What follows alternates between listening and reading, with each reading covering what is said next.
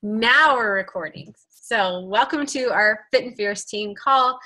It is Monday, May the 16th, and I'm really, really excited to introduce a very special guest who you guys were like, we had this big message thread going on about you in our team page, Patrick, and it was because of that post you did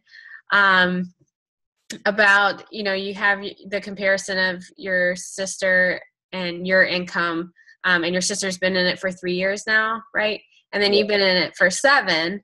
And it was just an ongoing discussion in our team page about how, people move at different speeds with this business. And it's just good to see that, it does take a while for some, and it does get past that certain point that people are, trying to push through. Where did he go? Is he still here? Yeah, I'm here. Oh, you moved spots. And so, no, that's what we're excited to hear from you tonight. By the way, Patrick is how many time elite coach? Okay. So you've been a coach for 7 years. Right. Yep. So that's when Beachbody started. Yeah, almost. I think Beachbody's been around for 9 or so. Yeah. My coach ID is 12355. Wow. Yeah. That's pretty cool. So 7 years. And it's so funny to think that, because when Carrie and I started 3.5 years ago, I feel like all that was out there was Turbo Fire, P90X, Insanity, Brazil Butt Lift. But what was back when you started? P90X? That's P90X, it? basically. Yeah. It was just P90X. Slim and Six? I think Insanity came out in 2010. I believe. Okay. So yeah, basically it was P90X and it was vitamins. There was no Shakeology. Yeah, no shake. So you hardly had anything to work with. No, there was nothing. No challenge groups, no coach basics. Huh. Man, there was no 5-step invite. It was the Wild West, which is why, partly why I was so terrible for so many. But you kept going. When I first started, I wrote this huge long message on Facebook to all my Facebook friends about how great P90X was and how great these vitamins were, and why I could become a coach, and how much money my upline was making. And it was just the ugliest, worst message I've ever read. And I've come across it from time to time, and it makes me kind of laugh. But I think I had 50 Facebook friends at the time. Yeah. And, I think one person responded out of the 50, and the rest were just this thing's too long to read. The one that responded asked me one question about it, and then I didn't even know how to answer it, and made something up, and then he never responded again. And I literally was you know what? Hey, this thing doesn't work. This Beachbody thing, I gave it a shot. It's just not for me. My friend that I played lacrosse with in college was doing pretty well with it. He's the one that got me into it. And we didn't really know what to do. So that was my attempt. And I was you know what, this thing is just not for me. I tried, I literally invited everybody I know. No one's interested. At least I gave it a shot. Right. And now I know that it didn't work. And that was kind of my mentality. But the funny thing is, my coach, the only thing really they told me was, get to Emerald so you get these customer lead programs. So I told my mom, you got to sign up as a coach and buy these vitamins because you love me and I'm your son. And so she did. It was great. It was $45, and you got the core vitamins. It was the omega-3, calcium, magnesium, a multivitamin. So she paid the $45 and then the $15 coach fee. So she's paying $60 for vitamins every month. And then I paid for my sister to sign up. She had no interest in it, but I was you know what? I'm just going to drop the extra $60 to get to Emerald and just get these customer leads and see what happens. So that's what I did. It was pretty pathetic. I know. So then I tried that. No one was interested. So about a year and a half later, after just sitting on it and not doing anything with it, my buddies invited me to go to an event. It was in Boston where I lived. And my buddies were driving like 6 hours from Rochester, New York to go to this event. And Carl Deichler was going to be there. And I was like, you know what? Like, I kind of tried that Beachbody thing. I'm still a coach and I'm still getting these customers, which is kind of cool. So I'm kind of paying for my products with that.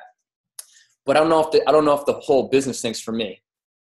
But I told them I would show up because I hadn't seen them in a while. So I went to the event and I was just kind of blown away. Like, I got to listen to Carl speak. I got to listen to some of these successful coaches speak. And the one thing I realized was they were so passionate about what they were doing, because not only were they creating freedom in their life, but they were having this huge impact on other people's lives. And it was so inspiring to be around, especially for a guy who's like very skeptical and isn't someone who's like inspired very easily. You know, I'm more like, oh yeah, okay. It really did kind of like hit me. The other thing I realized, besides like the fact that this thing was pretty cool, was that when I got to meet some of these successful coaches, because it was small, really small back then. So I got to speak to some of the really successful coaches, like Christine Dwyer was there. I think she was like a 5-star diamond at the time. And wow, she was from Rochester, New York, which is like where, you know, close to where I grew up. And she was just this really like, you know, down to earth girl that came from not like a very modest upbringing, and just worked her freaking tail off. You know, she wasn't like super polished or anything like that. She just was doing the little things every single day. So I left that event like really inspired and realizing that this would be something that I would love so much more than what I'm doing right now as my job, even though I liked my job. And also that if I wanted to be successful with this thing, it wasn't like, oh, look at her, she's like on this pedestal that I could never be. It was, I just need to do the little things she's doing every day and just stay consistent with those things, and I'll be successful, because that's really what it comes down to, that consistency with the little things every day, whether you feel like it or not, and making the time whether you have time or not. So guess what I did after that event? I stayed consistent, and I was really excited for like 3 months. And, you know, I got some coaches because they saw how excited I was, and they got on board. And then I got back into like my busy season with work, and I just kind of fell off. And my coaches saw that, so they fell off. And all the people that had been watching me that were thinking about eventually doing a challenge group, even the ones that didn't like or comment on anything I posted, they saw me quit. So all those seeds I had been planting, I lost them all. It was all kind of a waste, which kind of was a pain in the ass. And this is like what I did to myself for my first 4 years of my business. I'd go to an event or I'd listen to a call and I'd get really excited. I'm sure you guys know what I'm talking about. And I would use that excitement to do the vital behaviors, and I would do it for 3 months, and I'd gain all this momentum. People would start to take notice. I'd get some coaches on my team. I'd have all these people watching me, and selling challenge packs became a little bit easier because I started to gain some credibility. And then I'd stop and I'd lose all that credibility again. I'd lose all that momentum. My coaches saw me stop and they stopped, and it would just kind of go backwards, and I have to start at square one by myself. And it was just so freaking annoying. And I started seeing coaches start years after I had started and have a lot of success with this thing, like a year into the business. And I really hit that point where the pain of the regret became a lot more painful than the pain of the discipline that it took to be successful with this business. The pain of the discipline to stay consistent with those little tiny things every day. That didn't really seem that painful compared to how painful it was to watch all these other coaches that started after me blow this thing out of the water and do something with their lives that I so wanted to do, to create more freedom in my life and to do something that really was like changing people's lives. Not just like the fitness and the nutrition, which I have a passion for helping people with that, but also like financially. I love working with people that have that entrepreneurial spirit and helping them create a living doing something that they love, helping them fire their boss. And I was watching other coaches do that while I was just sitting on the sidelines like a bum. And I got mad at myself. So finally, like right around the beginning of 2013, January 2013, it was like enough is enough. And I just said, I am not stopping. I'm going to be consistent with my own personal development and my own being proof the products work, not because I'm building a business. And I think this is where some coaches get this wrong. They do personal development and they do their be proof the products work because they're doing that because that's part of what it takes to be successful with the business, rather than doing those things for you because you just want to be a badass. You want to be strong. You want to be fit. You want to be mentally strong. You just want to like go through the world like excited that you can handle anything that gets thrown at you. That's why I was like, listen, I'm doing personal development every day. I'm investing in myself.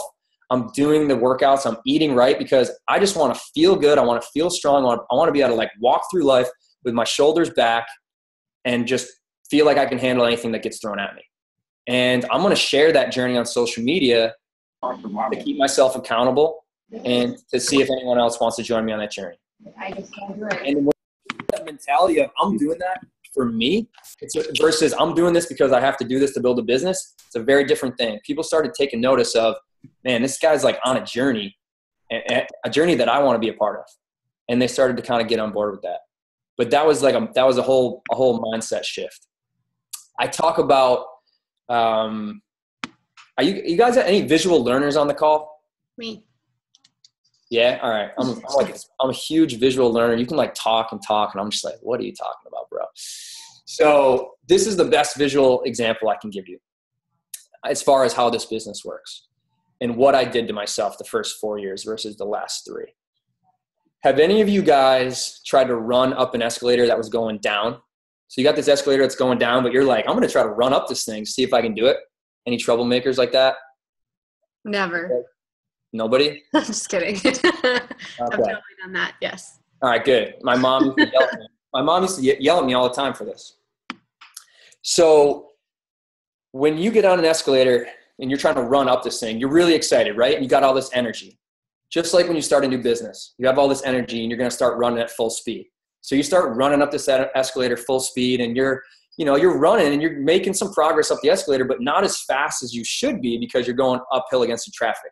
When you start this business all excited and you're running full speed, your business doesn't grow as fast as you really want because a lot of people need to watch you for a while before they say yes. A lot of times they say no, then they watch you for a while and then they come back around and say yes. No means not yet.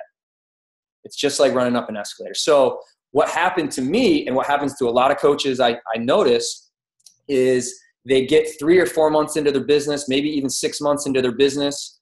They're super excited, but their business isn't growing as fast as they want. So that excitement starts to go down a little bit. And what happens when you are on an escalator and you stop running because you're tired and discouraged? You go backwards. You go all the way back to the bottom.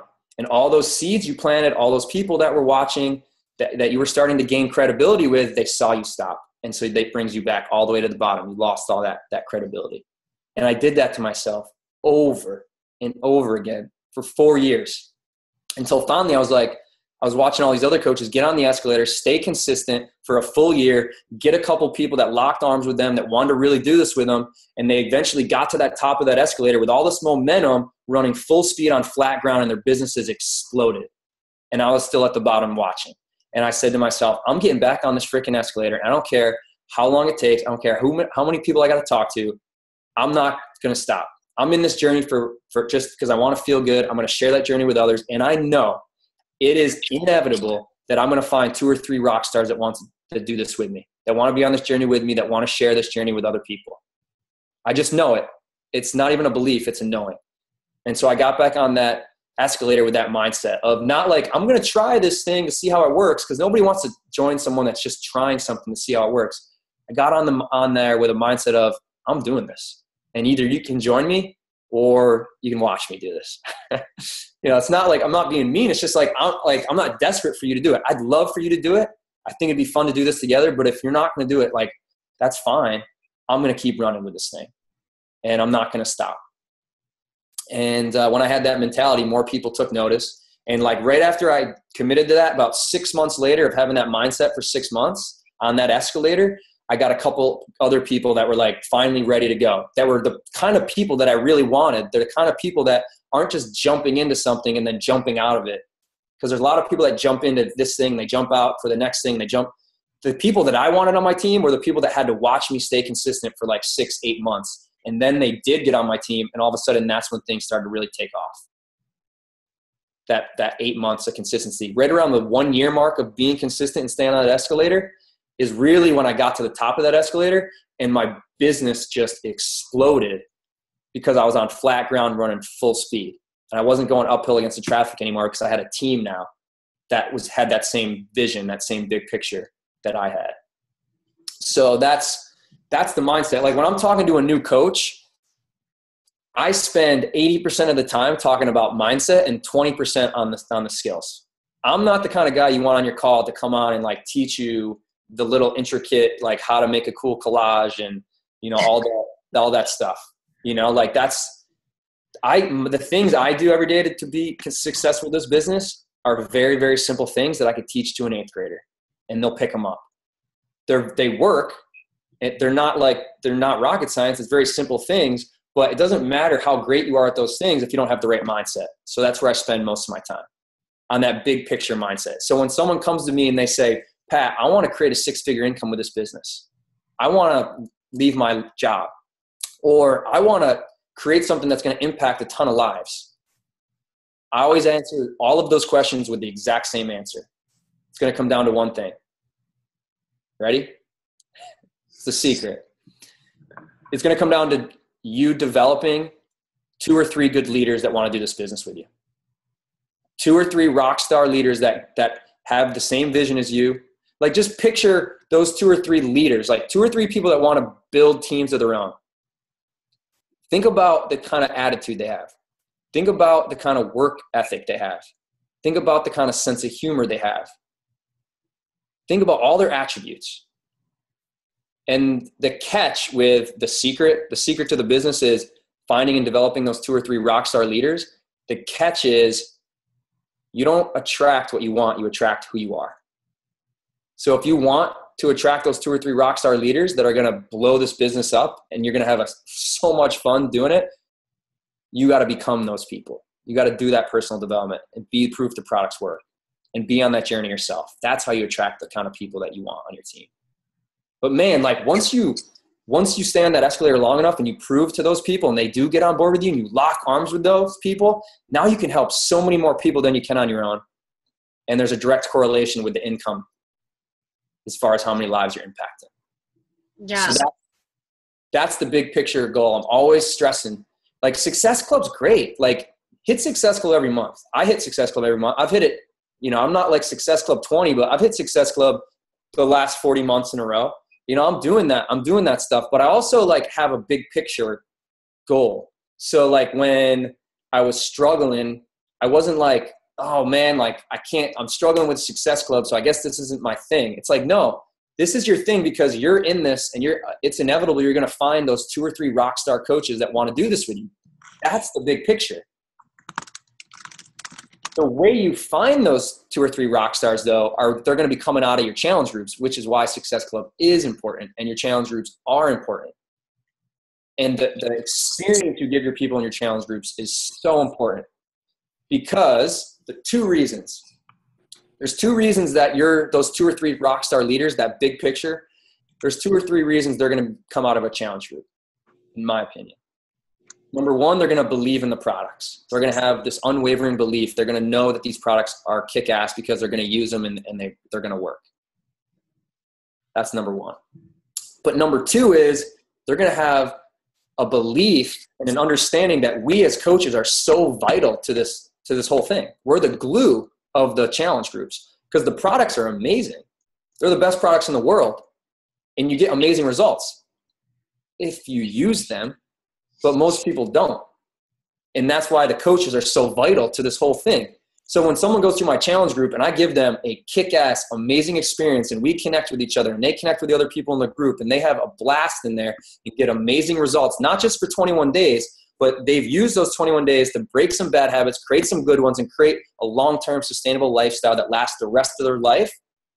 They're like, shit, this is like what it's all about. This challenge group, these products, this coach, this is what I want to be a part of. I want to be able to do this for other people. So you're going to be able to mold great coaches out of those challenge groups because they're going to have those 2 things, the belief in the products and the belief in what we do as coaches. and how vital that is. Cool. So then it's like, all right, great. We know that those 2 or 3 leaders are what is going to help us create the 6-figure income and impact way more lives than we can on our own and hit everything on our why list. And we know that those people are going to be coming out of our challenge groups. And then it's like, all right, cool. Like, how do you get people in your challenge groups? Guess what? Vital behaviors. Like, you're on that journey yourself, and you're inviting other people to be on that journey. You'll never see me post on social media like a stock Beachbody photo that has like a price on it, and it says like, here's the challenge pack on sale, and here's a link to my website, go buy it. You'll never see that. It's always, I'm doing this on this date. Who wants to join me? Who wants to do this with me? And I'm very consistent with my journey, with my personal development, with my being proof to products work, my workout, my nutrition, drinking my Shakeology every day. I'm very consistent with that journey for me, for myself. And then I'm consistent with sharing that on social media and inviting other people to be on that journey with me. And if they want to, great. And if they don't, great. So it took you 4 years to get to that point. So my question is, and I think this call is perfect for like this. I mean, it's no secret. There's a slump going on across the company. It's like a company-wide thing. It just happens like 2-3 times a year. It's a dip in the like energy that happens. It's no secret. And a lot of our coaches are experiencing that for the first time. So like, what was it in those first 4 years, with all these coach cancellations coming through? I can't help but think like, God, if they just would hang in there a little bit longer, or just like get over that hump, or, it's network marketing. Like, just stay in your business, even if it's not the right time. Like, at least you're there so that when you want to start, it's already ready to go. Like, why are you quitting? And so what was it that made you stay? If you kept, coming back down the elevator or escalator and, losing steam. And then what was it that made you say, I'm, not going to put in my coach cancellation. I'm going to sit here. You know what I mean? Like, what was it? Before I answer that, I was going to say, like, with the cold spells, the funks that you go in with the business, one thing I'll tell you is, they're inevitable. Like, they're always going to come. Like, it's just like the seasons. Like, winter always shows up, unless you live in South Florida like me, and then there's no winter. But in this business, there's always winters. Always. It's how you handle the winters. The successful, the achievers and the dabblers, they do the exact same things in the summer months when things are going well and they're excited. It's the dabblers that fall off during the winter and stop doing the things they need to do, where the achievers keep doing the things they need to do in those winter months when things are slow. And the reason they're the achievers is because in those slow months, even when it's slow, the achievers stayed consistent and everyone was watching them stay consistent. And those are the people that, when that cold spell goes by, those are the people that everyone wants to join, because they saw them stay consistent no matter what. Yep. Whereas they see someone who's consistent when it's convenient, when it's fun, when it's exciting, when things are clicking, and then they stop all of a sudden, like, that isn't someone that I would really want to, join. They don't have the credibility yet.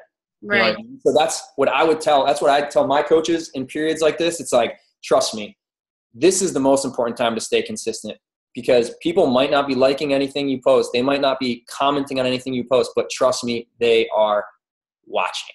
Well, and it goes for your team too. Like, it may seem like you're doing this all by yourself at times, and, your coaches fall off and they take a step back, and right. It's really discouraging. But I don't know how many times, I know you've experienced this and Carrie's experienced this, like us that have been around for a while, we have coaches that do that and then come back because we stayed the course.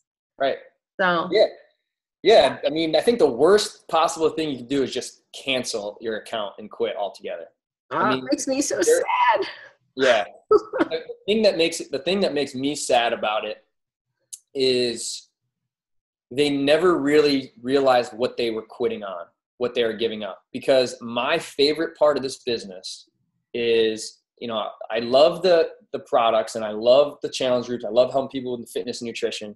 But what I'm so passionate about is working with people that have that entrepreneurial spirit and helping them build a business and helping them grow personally, financially, successfully. Like, I love working with someone who's very passionate about this business and what it can do for other people's lives and for their own life. There's nothing more exciting than that. And when a coach quits before they found that first person that was going to be that person for them, it's so sad because they quit on something they never even really got to experience. Because once you experience that part of the business, you'll never quit. You'll never go anywhere.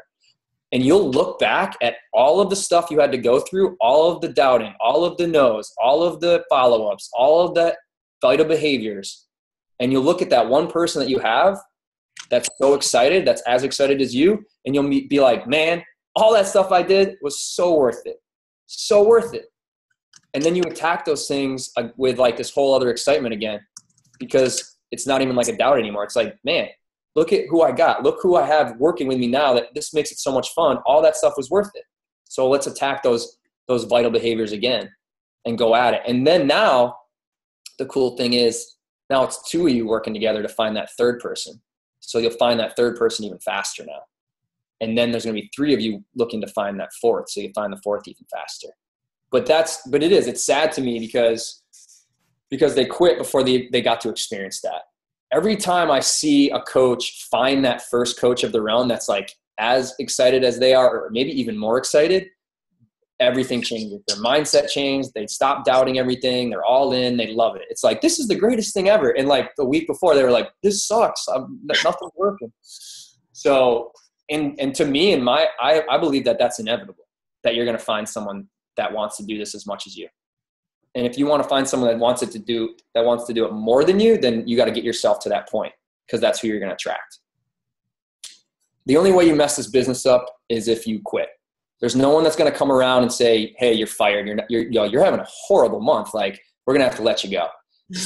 Not how it works. The only way you mess it up is if you just stop trying, is if you don't stay consistent. It's the only way, which is kind of cool. You're the boss. For sure. Yeah. But yeah, I don't even remember what the initial question was about. What was the difference? No, what kept you going? Like, why didn't you quit? Like, it was 4 years. Yeah. Of waffling around. The reason I didn't quit was because I was lucky enough I was in Boston, and there were a couple guys in Boston, Bob Lucido and Keith Callahan, that were having a lot of success with Beachbody. And I wasn't on their team, but, you know, I would try to go to the events here and there when I could, when I was around. And they never preached this, like, Success Club's the end all be all. Like, you got to hit Success Club or you're going to suck. You know, like, trust me, Success Club's important. Like we already talked about, that's part of like the procedure to get those great coaches that are going to be those 2 or 3 leaders. But it was always more about, okay, there's a big picture in this business. And the big picture isn't to sell 1 million things and sign 1 million coaches. It's to find and develop those leaders. And Bob and Keith always said it's 5 leaders, 5 5-star diamonds. If you can find and help develop 5 5-star diamonds in your downline, you will have beyond a 6-figure income, and you'll have a team that is just impacting so many lives you won't even be able to comprehend it. And I was like, 5 people? Like, I just need to help 5 people get the 5-star? Like, huh. And they don't even have to be personally sponsored, you're saying? Okay. All right. I'm going to do that. Like, I don't care how long it takes. Like, I don't care if I take breaks and get down on myself. Like, I'm never going to quit, because I know it's inevitable that eventually I'll find 5 people that I can help get the 5-star. Even if they're not all personally sponsored, I can do that. Why not? So that to me was like always the big picture goal that always kept me from quitting completely. Because even when I was struggling and I wasn't hitting Success Club and stuff, I always knew that was the big picture goal that I always had my eyes set on. I have a question. So what's like And I might put you on the spot a little bit here, but like developing those leaders, deep into your organization, what's like one activity you do, any kind of team building activity, or what do you do to develop those 5-star leaders? I know it's a hard question. I don't mean for it to be hard, but I think first you gotta like be that person yourself. Like maybe even if you're not 5-star, like be doing the things that 5-star diamonds do, so that eventually you'll get there. So you start to attract that kind of quality people. The other things I did that, were such a pain in my ass, but ended up being a huge payoff was and this is when I was working full time, and, I'd get home from work and I would do training calls with my coaches. So like I would say, all right, like you're a new coach, who do you got? And I would do 3-way calls with their prospects. And, just because they were nervous about it. And I would tell them, what coaching is and make it really, fun, and it wasn't pressury or anything.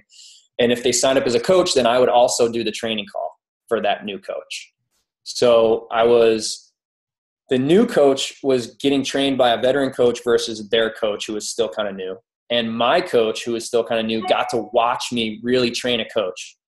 So obviously I trained my new coach, but now they got to see it happen again. They got to not only get trained by me, but then they got to watch me train their coach.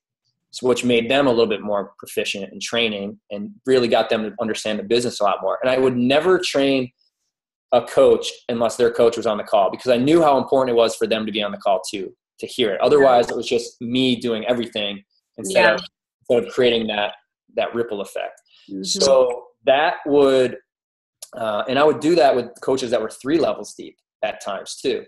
So that would get the coach that was 3 levels deep proficient, like really a little bit more confident and excited, which then got the coach that was 2 levels deep even more excited, because now they had this person that was a little bit below them really excited, which made that person 2 levels deep more excited, which really made the person that was 1 level deep excited.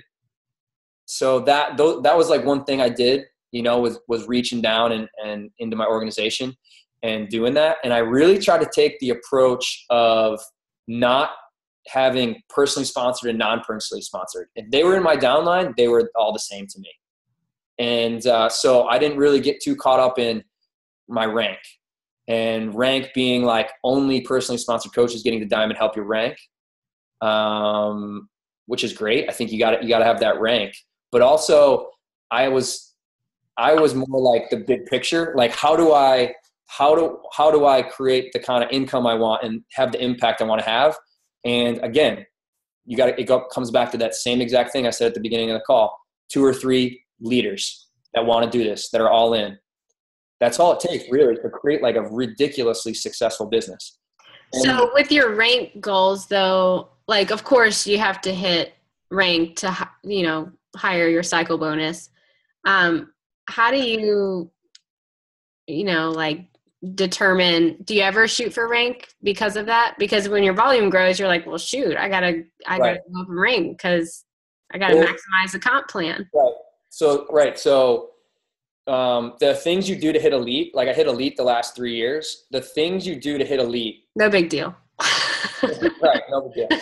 So the things you have to do to hit elite, like I'm doing those things, right? Like I'm hitting Success Club myself. Running challenge groups and getting coaches out of those challenge groups. And I'm training my coaches coming out of those challenge groups to have that long-term mindset and get good at running challenge groups of their own. So they're hitting Success Club, right? So basically I'm hitting Success Club and I'm training my coaches to hit Success Club. So I hit elite the last 3 years from that, right? And that's great. Like I think elite is like a great thing to be shooting for. But the thing is with that, it misses part of it. It doesn't capture the whole big picture with this business.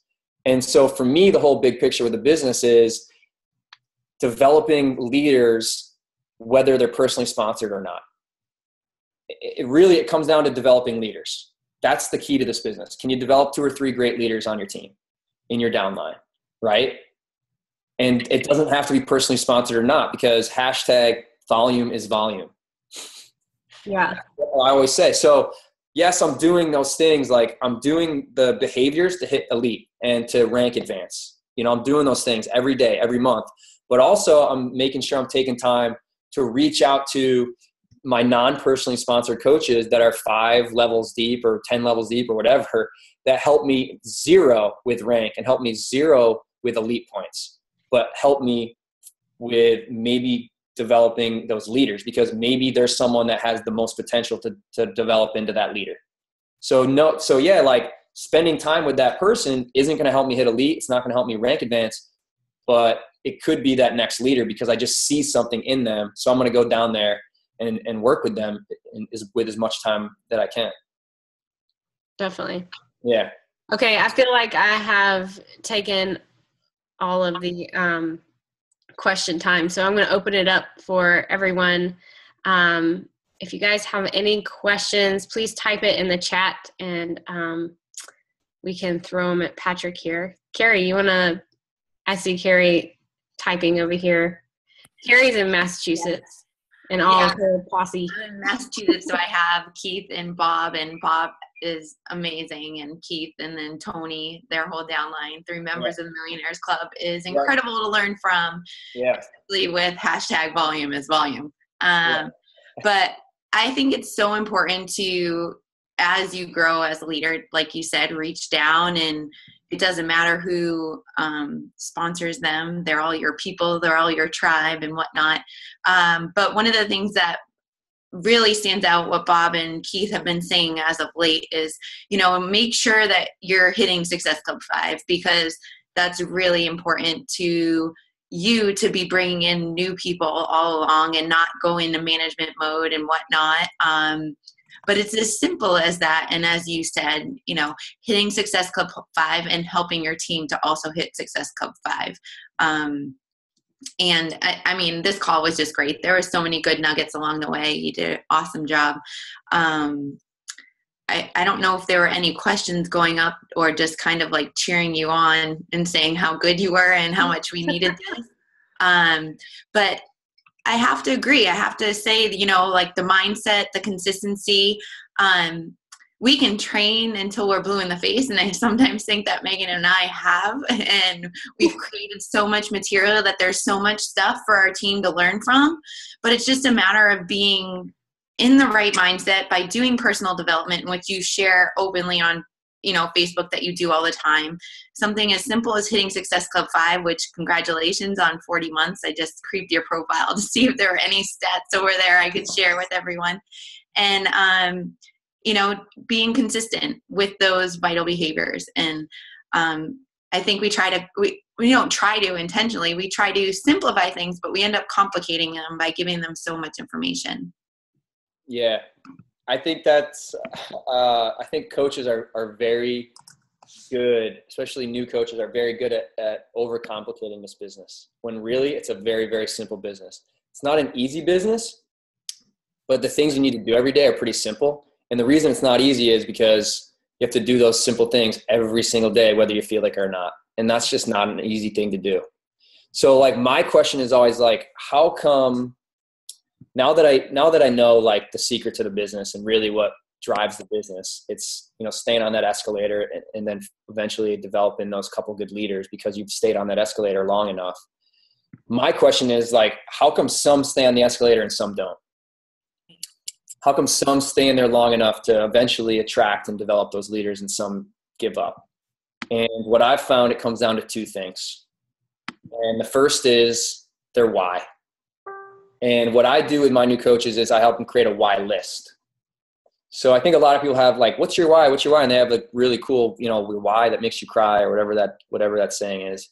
I think that's great that you have that one big powerful why. But for my new coaches, I call it a why list.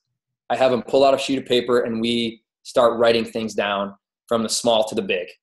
And I had like a coach on a call say that she wanted to be able to afford the softer Charmin toilet paper. Oh, I was like, great, add that to the list. So like, boom, added it to the why list. And then it was like, okay, I want to be able to pay for my Shakeology. Okay, great, add it to your why list. And then help pay for my cell phone bill, pay that off.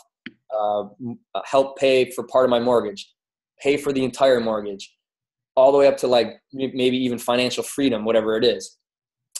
So that list is something that we create together, and they put it somewhere, they see it and read it every day.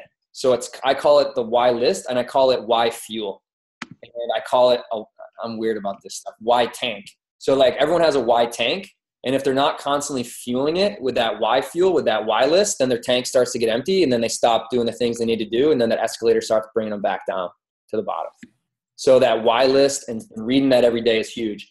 And I tell my coaches, like, to get out of the mindset of looking around like we all do and saying, that would be so cool if I could do that someday. Like, oh, wow, look what they're doing. I'd love to be able to do that, but I can't because I don't have time or money.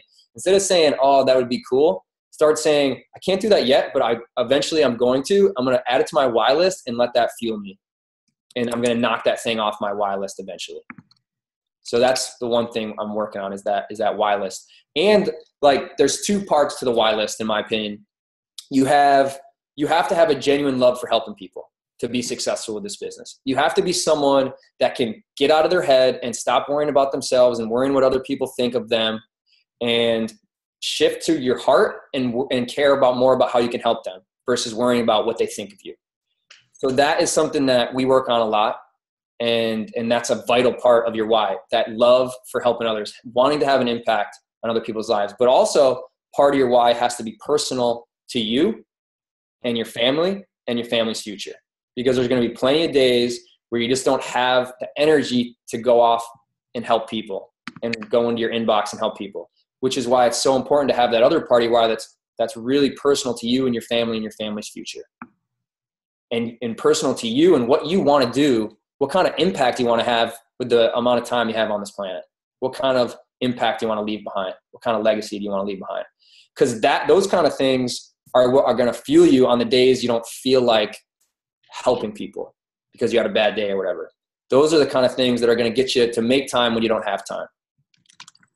So we spend a lot of time on that why and that why list. And then the second thing is the belief. So it's great if you have this unbelievable why, but if you don't believe that the things you're doing every day are actually going to get you everything on that why, then you're probably not going to stay consistent. You're not going to stay on that escalator. So the way I help people with that belief is I reverse engineer it. So it starts with, okay, here's your why. And in order to eventually knock everything off that why list, it's going to come down to finding those leaders that want to do this with you. 5 is insane. Like 2 or 3 is great. Those 2 or 3, I'm talking about like the 2 or 3 5-star diamonds leaders that want to do this with you, right? So, okay, now we know that those people are going to come from giving people an amazing experience in your challenge groups, really falling in love with that aspect of it. And then your people are going to join your challenge groups because you're on your own journey, staying consistent with your personal development. So now they know like these vital behaviors that everyone's telling them to do every day, the invites, the follow-ups, the posting on social media, the connecting with new people, adding new people to their network. They can see that if you do that, you're going to be more likely to get more people in your challenge groups. And if you get people in your challenge groups, give them a great experience, you're going to be more likely to find and develop those great leaders that want to do this with you. And if you do that, you're going to knock everything off that why list. So now they have this unbelievable why with the belief to go with it. And they usually stay pretty consistent when they have those two things. And if I'm doing a call with like a veteran coach, that's where I start. It's like, all right, let's start with your why and your belief. I know we've talked about it 100 times, but let's go back there. Read off your why list to me, because for me, like my why is on my mind 24/7, like, so I don't but most people, the only time they think about their why is when someone asks them what it is. And that's just not good enough. So when I talk to a new veteran coach, the first thing we do is have them read off their why list. So they verbalize it. So they remember why they're doing this. And then I ask them on a scale of 1 to 10, where is your belief in the fact that it's inevitable that you're going to find and develop those 2 or 3 leaders that want to do this with you, that you're going to lock arms with, that want to impact as many lives as you? Where's your belief in that's inevitable on a scale of 1 to 10? This isn't like a judge. I'm not judging you. This is, a safe zone. Like I'm just here to, have a conversation, and let's try to figure out how we can, up that number. And if it's at like a 5, then we talk about why, what is the one thing that's holding you back from believing that it's inevitable. And then we kind of work through that stuff. So that's what I'm doing. I'm doing on those calls with my veterans, it's going back to that why and that belief. Because if one of those things is off, they're not going to stay consistent. They're not going to stay on that escalator. And if they don't do that, then it's going to be very difficult for them to get the credibility they need to get people that want to join them. But so that's where I kind of start there, that why and the belief.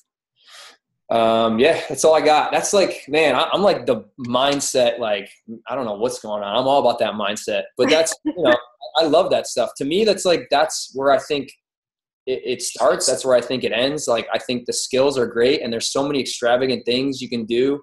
You guys don't need my help on the skills. I mean, between your two leaders here, I mean, they got that stuff down. Like, they're rocking it. They hit Success Club like with their eyes closed. So, but if you couple those skills that they have with like that long-term mindset, and you just use their skills they're teaching you with that escalator mindset, you guys are going to rock this thing. You're going to have so much fun doing it because you're going to find some people that eventually want to get on board with it.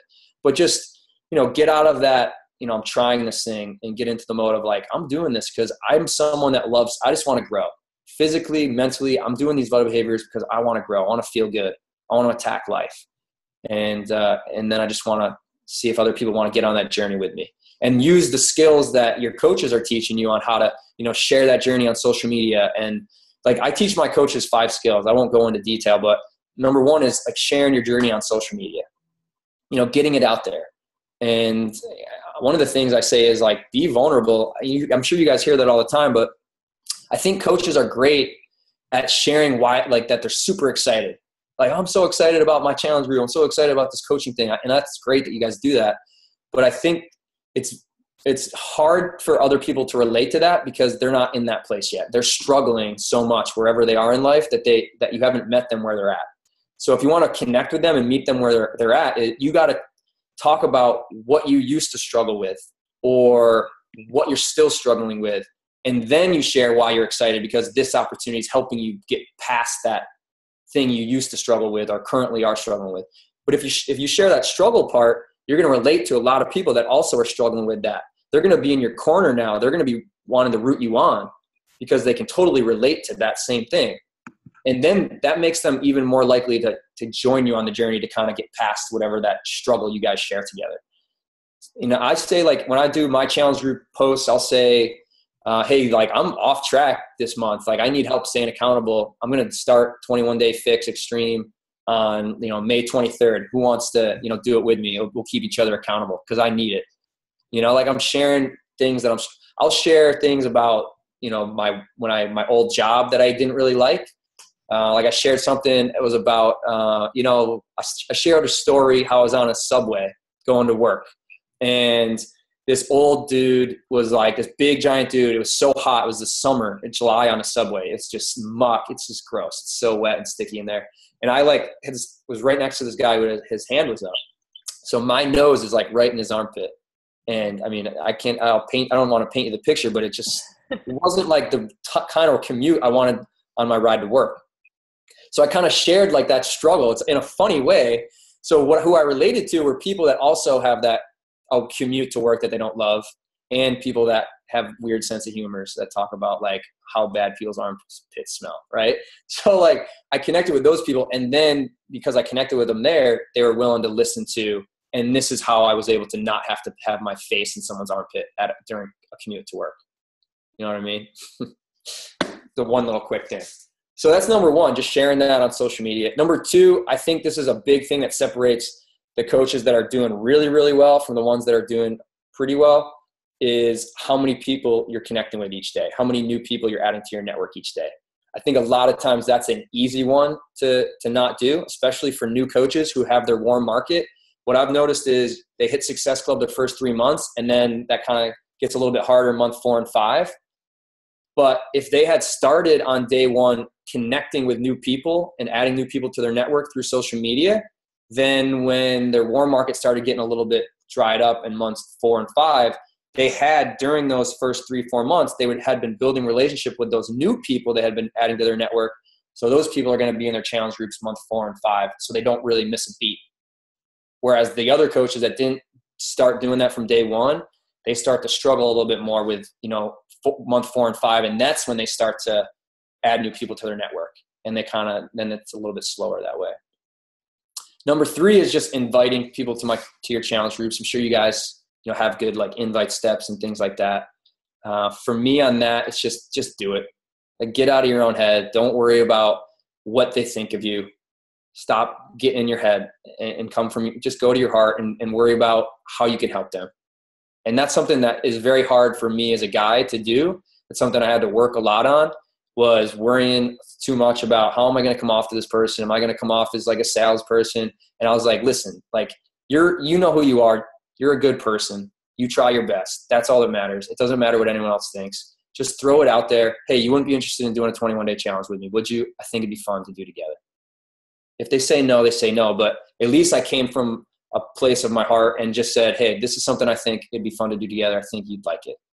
Instead of getting in my head, worrying about what other people think and never inviting them and doing them a disservice because I'm too worried about what other people think of me. Right? So that's my one little tip on inviting. So that's the 3rd skill. The 4th skill is give your people an amazing experience in your challenge groups. Like, that to me, I think is the foundation of my business. When I'm talking to someone during the invite process, it's pretty evident to them that I don't give a shit about their $50 commission, and I don't care about my 2 success club points. What I care about is that they get into my challenge group and have an amazing experience and fall in love with the products and create some really cool habits that end up creating a long-term healthy lifestyle for the rest of their life. That's what I'm talking to them about. I'm not talking to them about selling something and making $50 off of them. And I think it's so evident to them that I'm not in this to sell something, that I get more people that want to buy them.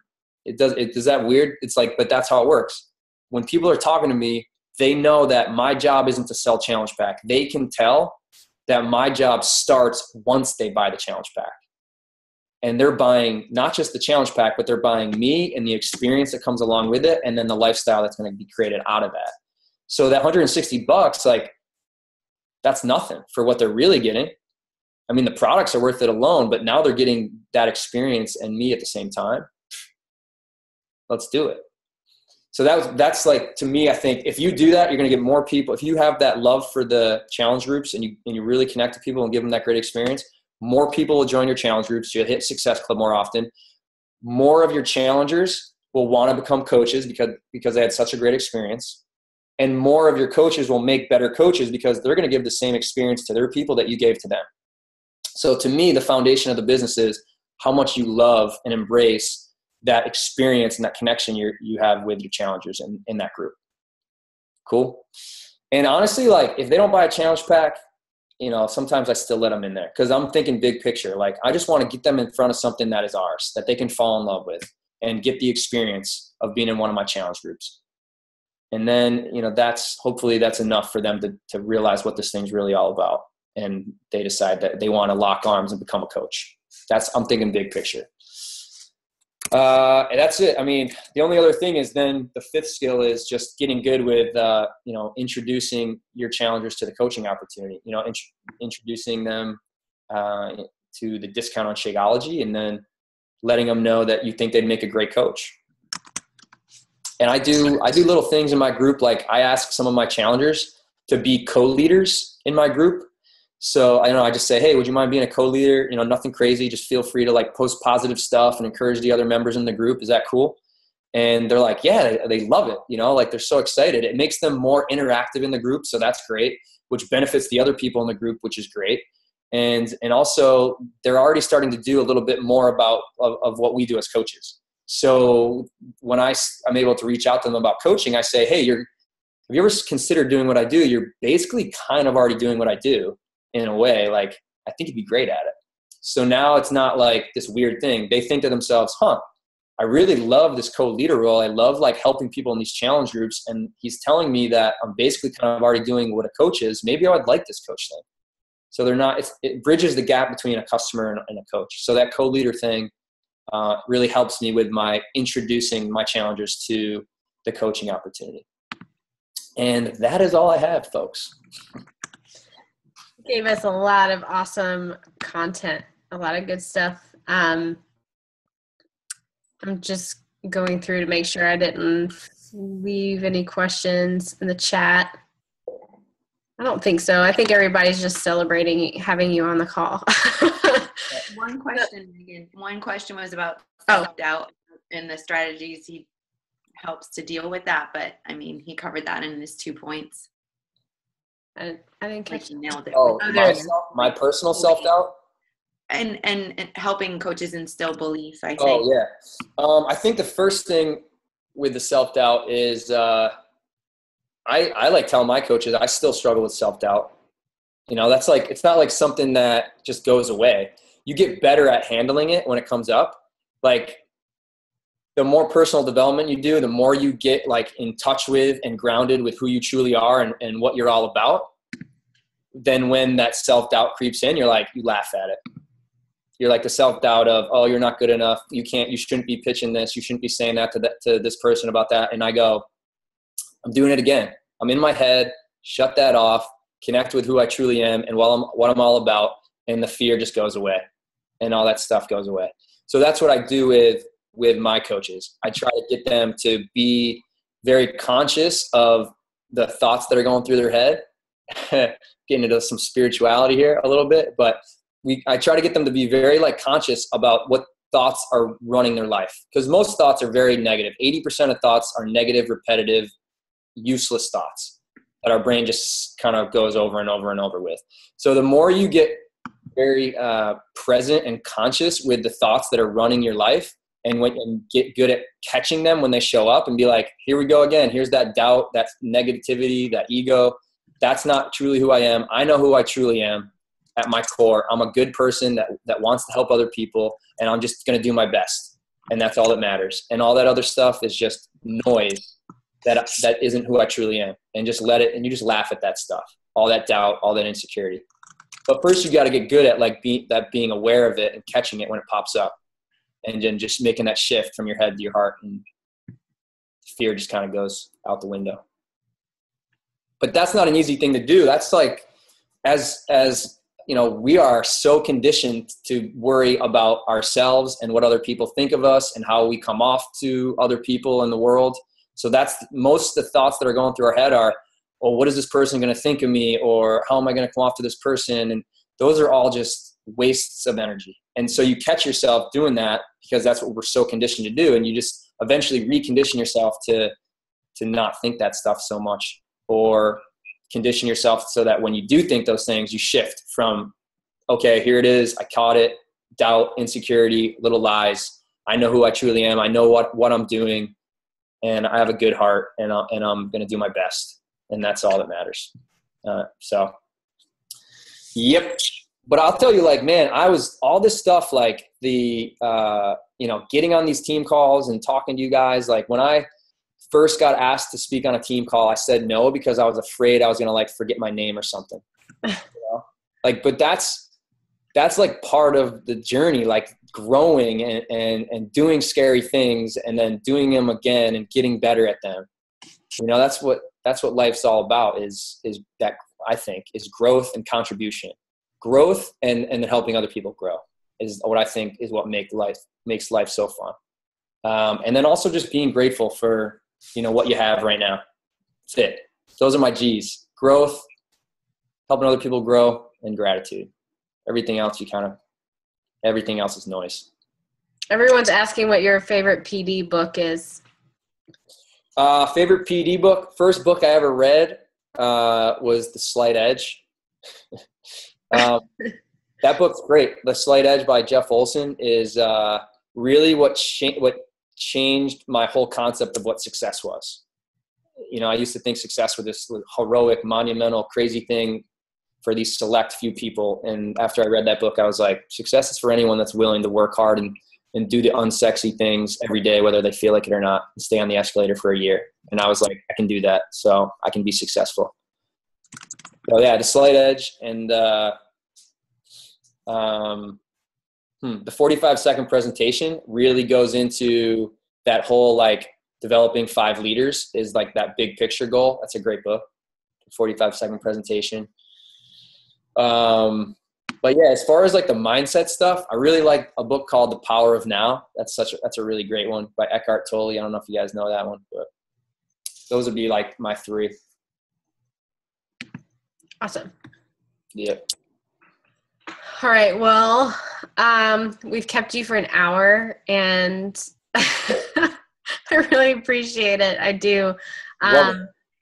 And I guess that's it. That was awesome. Everybody's like, we're going to have another like wave of We Love Patrick in our team page after this, I'm pretty sure. So I'll send you screenshots.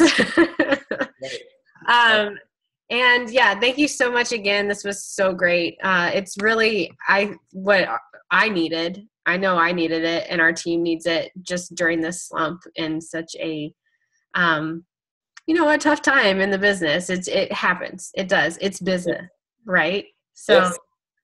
It really is just what we needed to hear, and I really do appreciate you coming onto the call. Yeah. And we'll see you at Summit, right? Yeah, I'll be there. All right. Like cold spells when a lot of coaches are going to have big success coming out of it, because there's only going to be a select few that stay consistent, so that when this cold spell ends, those select few are the ones that are going to get all the attention. So hopefully you guys are, that select few. Get ready. Yeah. True. Get ready for the surge. Yep. All right, guys. Thanks for having me. That was a lot of fun. Yeah, thank you so much. I appreciate it. Got it. I'll talk to you guys. See you guys. Bye.